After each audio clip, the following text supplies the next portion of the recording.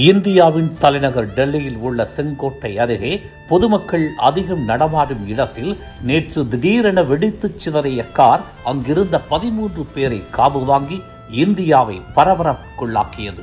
மேலும் 20க்கும் மேற்பட்டோர் உயிர் வலியில் மருத்துவமனையில் போராடிக் கொண்டிருக்கின்றனர். இதனை அடுத்து இந்தியா முழுவதும் முக்கிய நகரங்கள் பாதுகாப்பு வளையத்துக்குள் கொண்டு வரப்பட்டுள்ளன.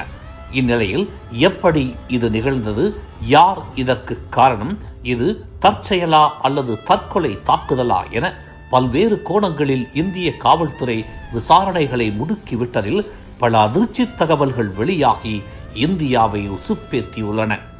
லஷ்கர்-இ-தொய்பா தளபதி ஹபீஸ் சயீதுவின் திட்டம் இதில் இருக்கிறதா என்ற சந்தேகமும் எழும்பியுள்ளது. அண்மைய காணொலி வெளியான நிலையில் வங்கதேசத்தை தளமாக கொண்ட செயல்பாட்டாளர்கள் இந்தியா மீது தாக்குதல் நடத்துவதாக மிரட்டல் விடுத்த நிலையில் இந்த குண்டுவெடிப்பு நிகழ்ந்துள்ளது. எனவே செங்கோட்டை குண்டுவெடிப்புக்கு பின்னணியில் பயங்கரவாதி ஹபீஸ் சயீதுவின் திட்டம் இருக்கிறதா என்ற சந்தேகம் வலுவாகவே எழுந்துள்ளது. நேற்று ஜெய்ஷ்-இ-முகமது மற்றும் அன்சார் கஸ்வத் உல் ஹிந்த் ஆகியவற்றுடன் தொடர்புடைய பயங்கரவாத நெட்வொர்க் ஒன்று ஃபரிதாபாத்தில் பிடிபட்டது. இந்நடவடிக்கையில் 3 மருத்துவர்கள் உட்பட 8 பேர் கைது செய்யப்பட்டனர்.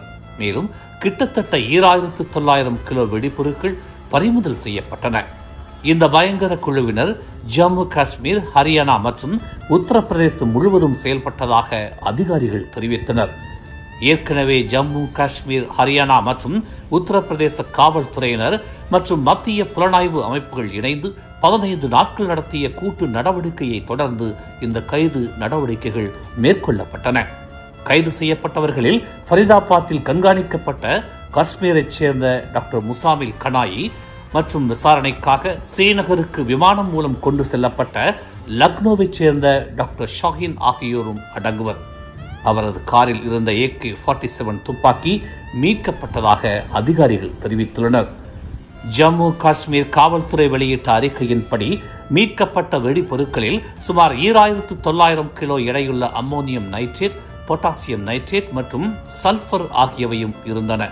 ஃபரிதாபாத்தில் உள்ள கனாயியின் வாடகை வீட்டில் சுமார் 360 கிலோ அம்மோனியம் நைட்ரேட் என நம்பப்படும் எளிதில் எரியக்கூடிய பொருள், ஆயுதங்கள் மற்றும் வெடிமருந்துகள் ஆகியவையும் கண்டுபிடிக்கப்பட்டன.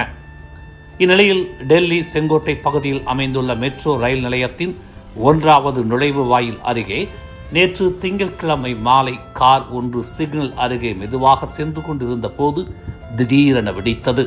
இதன் காரணமாக அருகில் இருந்த 13 வாகனங்கள் எரிந்து நாசமாகின. இச்சம்பவத்தில் 13 பேர் பலியாகினர், 24 பேர் காயமடைந்தனர். இக்கோரச் சம்பவம் தொடர்பாக அதிகாரப்பூர்வ காரணம் எதையும் அரசாங்கம் இதுவரை தெரிவிக்கவில்லை. கடந்த அக்டோபர் 30ஆம் தேதி பாகிஸ்தானின் கைர்பூர் தமேவாலியில் நடைபெற்ற பேரணியின் காணொலியில் லஷ்கர்-இ-தொய்பா பயங்கரவாத அமைப்பின் மூத்த தளபதி சைஃபுல்லா சைப், ஹபீஸ் சயீத் சும்மா உட்கார்ந்திருக்கவில்லை, அவர் வங்கதேசம் வழியாக இந்தியாவை தாக்க தயாராகிவிட்டார் என்று அறிவித்தார். லஷ்கர்-இ-தொய்பா செயற்பாட்டாளர்கள் ஏற்கனவே இந்தியாவிற்கு பதிலளிக்க தயாராக இருப்பதாகவும் சைஃப் கூறினார். லஷ்கர்-இ-தொய்பாவின் நிறுவனரும் ஐநாவால் சர்வதேச பயங்கரவாதியாக அறிவிக்கப்பட்டவருமான ஹபீஸ் சயீத் பல பயங்கரவாத சம்பவங்களில் தொடர்புடையவர். ஜிஹாத் என்ற பெயரில் இந்திய எல்லையோரம் உள்ள வங்கதேச பகுதியில் அந்நாட்டு இளைஞர்களுக்கு பயங்கரவாத பயிற்சிகளை அளித்து அங்கிருந்து இந்தியா மீது தாக்குதல்களை நடத்த திட்டமிட்டு வருவதாகவும் சைஃப் பேசியிருந்தார். இந்நிலையில்தான் டெல்லி செங்கோட்டை கார் வெடிப்பு சம்பவத்தின் பின்னணியில் லஷ்கர்-இ-தொய்பா நிறுவனர் ஹபீஸ் சயீதின் திட்டம் இருக்கலாம் என்ற சந்தேகங்கள் எழுந்துள்ளன. கார் வெடிப்பு சம்பவம் தொடர்பான உடனடியான விசாரணை தொடங்கப்பட்டுள்ள நிலையில் இதில் பயங்கரவாத சதி நடவடிக்கைகள் இருக்கிறதா என்பது விரைவில் தெரியவரும் என்று எதிர்பார்க்கப்படுகிறது. மேலும் செய்திகளை தெரிந்து கொள்ள தமிழ் மலர் இணையதளம், தமிழ் மலர் செயலி மற்றும் மலர் டிவி யூடியூப் சேனலை வலம் வாருங்கள்.